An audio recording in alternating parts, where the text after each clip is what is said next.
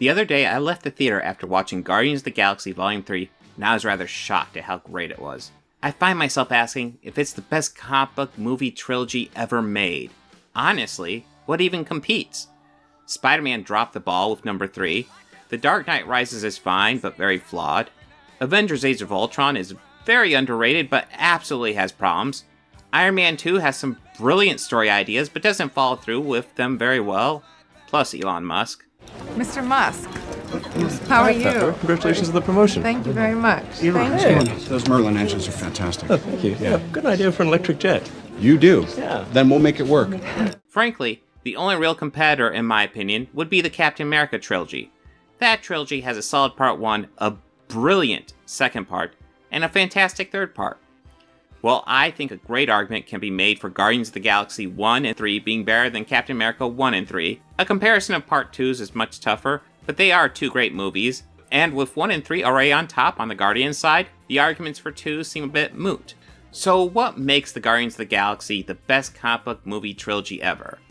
What makes this trilogy, all directed and mostly written by James Gunn, so amazing?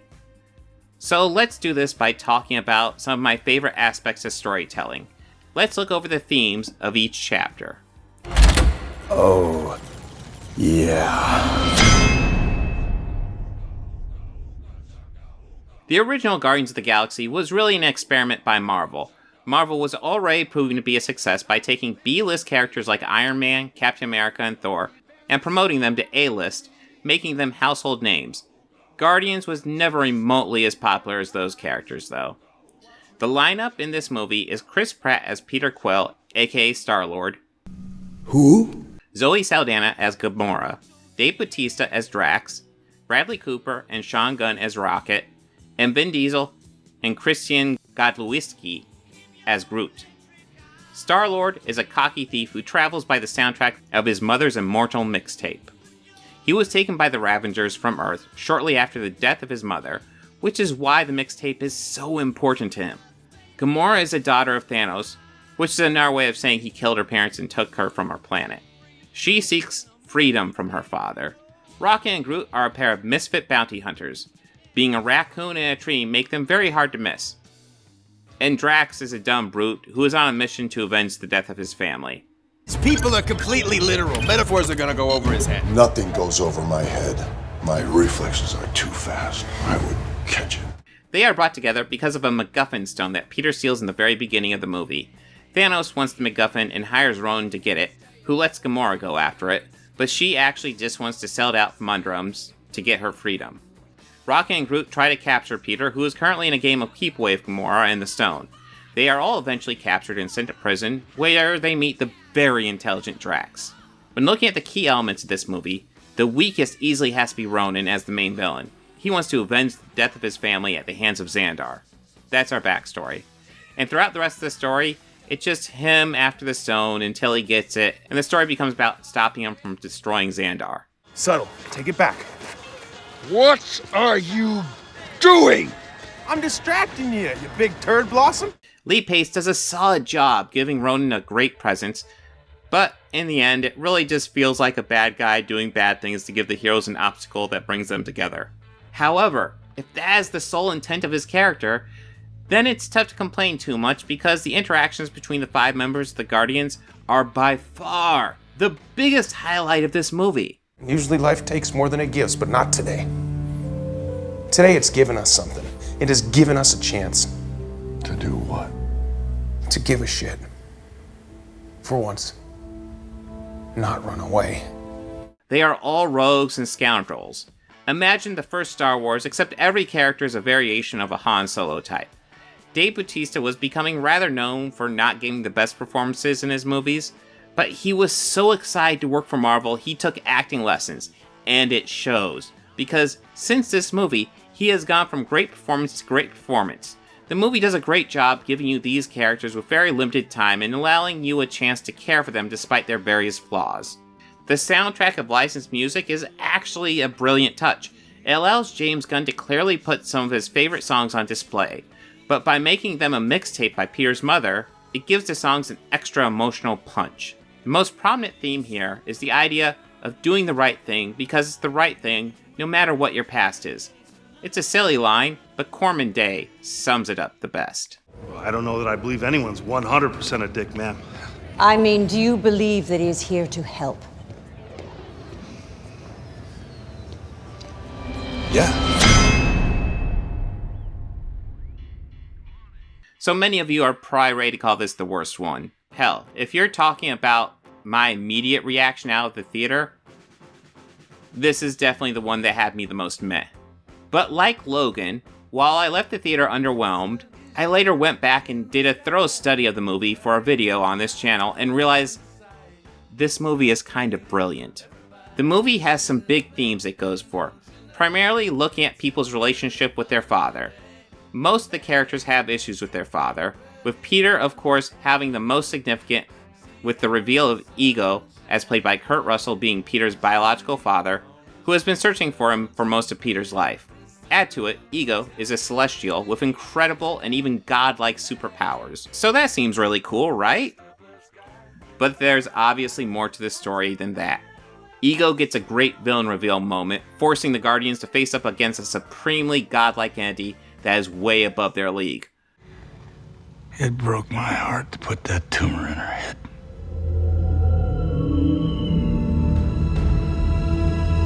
What? But it's not just Peter who has father issues. Rocket is having trouble learning to be a father to Groot. Yondu is coming to accept that even though he was awful to him, he might be the closest thing to a real father Peter has. Nebula and Gamora both cope with the fact that Thanos really messed them up in raising them, although Gamora is definitely farther along in her growth. Add to it, most of the characters have issues with their egos getting the better of them. Peter is constantly pushing how great Ego is and how he and Gamora are destined to be together because of his ego. Peter and Rocket know that they are the best ones to fly the ship because of their egos. Nebula is eager to prove herself better than Gamora because of her ego. Drax is confident he was the primary reason the monster dies at the beginning because of his ego. Gamora knows she can best Nebula because of her ego. Stakar boots Yondu because of his ego. Rocket knows he can get away with stealing the batteries because of his ego. Gamora knows she can't have any feelings for Peter because of her ego. Yondu kills a ton of Ravengers and destroys a ship because of his ego. In case you're wondering, yes, I covered all this in my At the Movies, but it bears repeating since this movie is layered with moral lessons from characters with questionable morality. But the heroes are all seeking to do better, which is why we root for them and why we love the Guardians. The movie does go through a long period where the only threat faced by the Guardians are the Gold Sovereign people, who are kind of bland villains. But when this movie gets exciting, it gets damn exciting, and it really hits the ideas it's going for unbelievably strong. Plus, it legit has one of the best MCU villains ever in Ego. Kurt Russell is amazing in the role, and able to turn from charming to sinister effortlessly. With repeated viewings and studies of this movie, I definitely prefer it to the first. You are a god. If you kill me, you'll be just like everybody else. What's so wrong with that? Now, it's impossible to go any further without bringing up the firing of James Gunn and the delay that was created between Guardians 2 and 3. Gunn was fired for some very cringy tweets he made before he worked for Marvel, where he makes some rather tasteless jokes. Tweets that he deleted and apologized for before he started working for Marvel. Mike Cernovich decided to make the tweets a topic of discussion again. Disney decided to fire Gunn for it, and it is a decision I am 100% against. Yes, his tweets were cringe, but he apologized and hasn't made a tweet like that in a long time. I am in 100% support of forgiving people if they show a clear change of behavior. Add to it the fact that these are only tweets at the end of the day. Because of this, and a little thing called COVID, Guardians 3 was delayed by 3 years. In that time, we did get some Guardians content though, with Avengers Infinity War and Endgame. These are two very awesome movies where some key elements happen to the Guardians. The big one being that Gamora and Peter finally admit they dig each other. I love you more than anything. I love you too. And unfortunately, this comes shortly before Thanos kills her to obtain the Infinity Stone. The character with the biggest change during this period, however, is Nebula, as played by Karen Gillan. She goes on a mission of revenge against Thanos. She does not get her revenge, but she is the key to his final defeat in Endgame. Her arc throughout all these movies has been unbelievably impressive. She went from an insane assassin who wants nothing more than to prove herself better than her sister to a genuine good guy who not only joins the Guardians of the Galaxy, but also ends up spending time as an Avenger along with Rocket. At the end of Endgame, Nebula leaves as a Guardian of the Galaxy, while a time-displaced Gamora from before she met the Guardians is somewhere off in the galaxy. We also have to talk about Mantis, as played by Pom Klementieff. She was introduced on Ego's planet in the second movie, and in the Guardians of the Galaxy Holiday Special, we see her wishing to get Peter a Christmas present because she is actually his half-sister.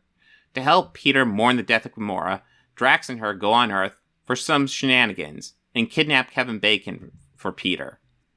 It is silly fun with a heartfelt ending, which brings us to the latest entry. Mantis. That's the greatest Christmas gift I could ever get.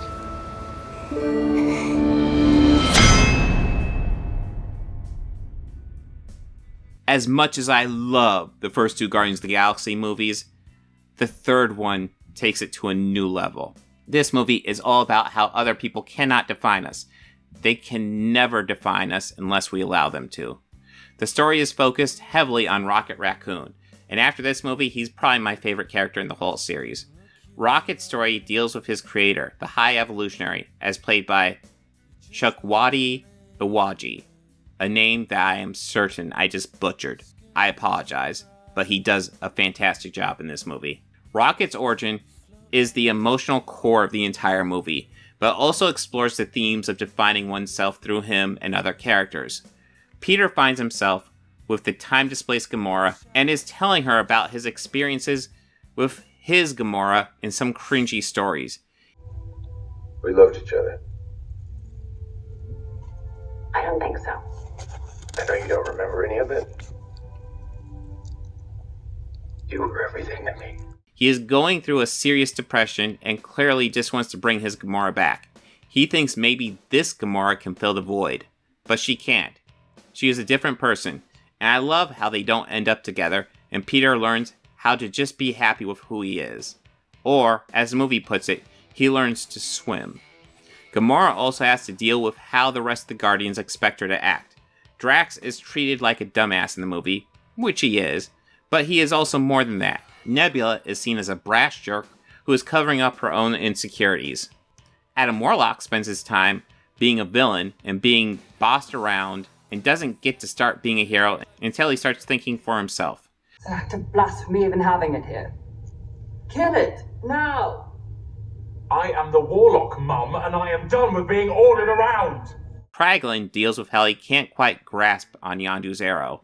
Hell, even Cosmos has to deal with being called a bad dog. All these characters are dealing with external pressures to be something that they are not, and the movie allows them to incorporate their experiences into who they are, and more importantly, who they choose to be. The Rocket story is the linchpin to the whole thing.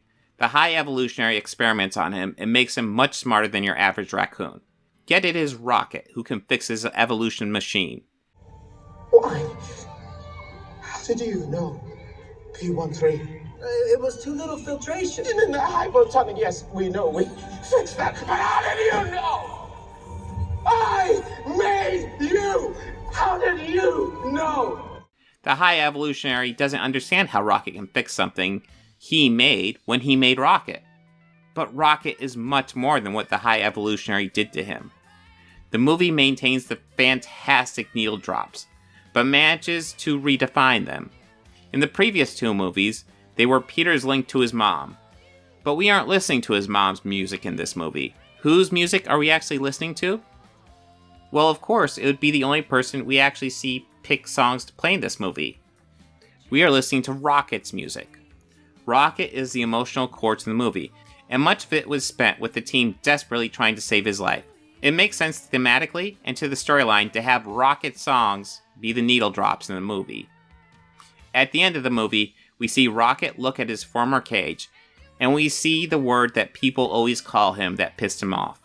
Raccoon. Then he faces off against the High Evolutionary in a fantastic moment where Rocket's tech overrides the Evolutionary's abilities, where he proudly proclaims himself to be Rocket Raccoon. Not only does this bring the character more in line with the comic book version, it is also him accepting every aspect that created him, and realizing all of it is only what he makes of it. He is no longer offended by the term raccoon because it's simply an aspect of him. Just like what the High Evolutionary did is simply an aspect of him. None of it actually defines him unless he lets it. Who is he? That's entirely up to him. Just like it is for every other character in the movie, hell, as it is for all of us. We are who we are. The trauma we have in our past only defines us if we let it. It only has power over us if we allow it. It's actually rather beautiful. The name's Rocket. Rocket Raccoon.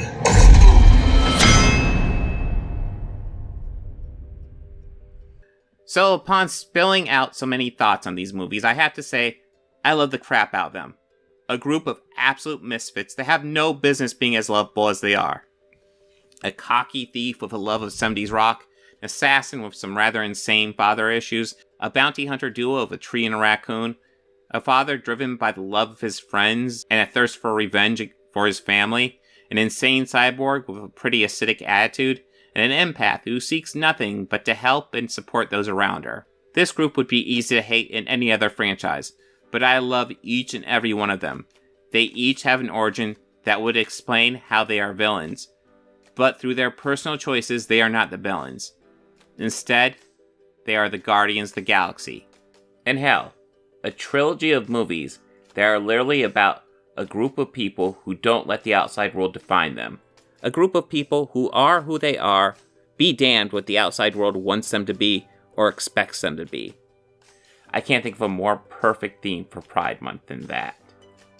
Yes, The Guardians is absolutely the best comic book or superhero trilogy ever. Two categories that overlap are 100% the same. Hell, I find myself asking if it's the best trilogy of all time, which would put it up against the likes of Lord of the Rings and the original Star Wars trilogy. Am I willing to put it above those? I'm not sure about that one, but the fact that I'm not certain says there's something special about this trilogy. Yes, even if I hesitate to call it the best film trilogy of all time, I am comfortable calling it one of the best film trilogies of all time. And that's a hell of an achievement as well.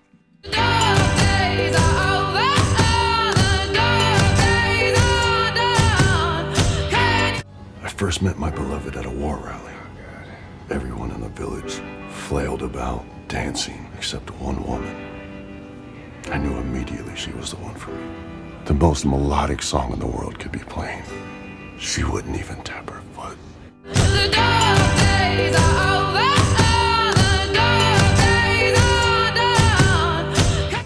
Now don't you worry about Mr. Quill. As soon as we get him back here, I'm gonna kill him myself.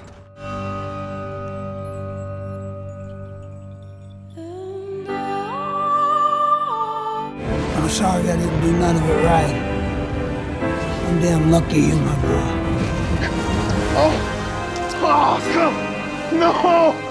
No!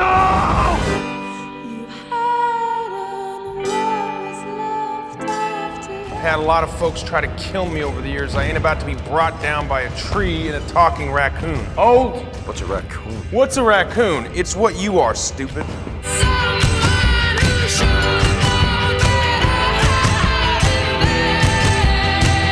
Saved us. Well, if he got closer, I'm sure he'd be much larger. That's how eyesight works, you stupid raccoon. Don't call me a raccoon!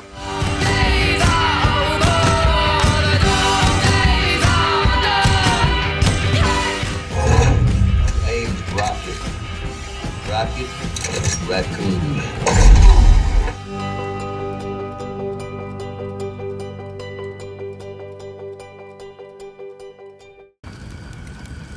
Excuse me. Gotta take a whiz.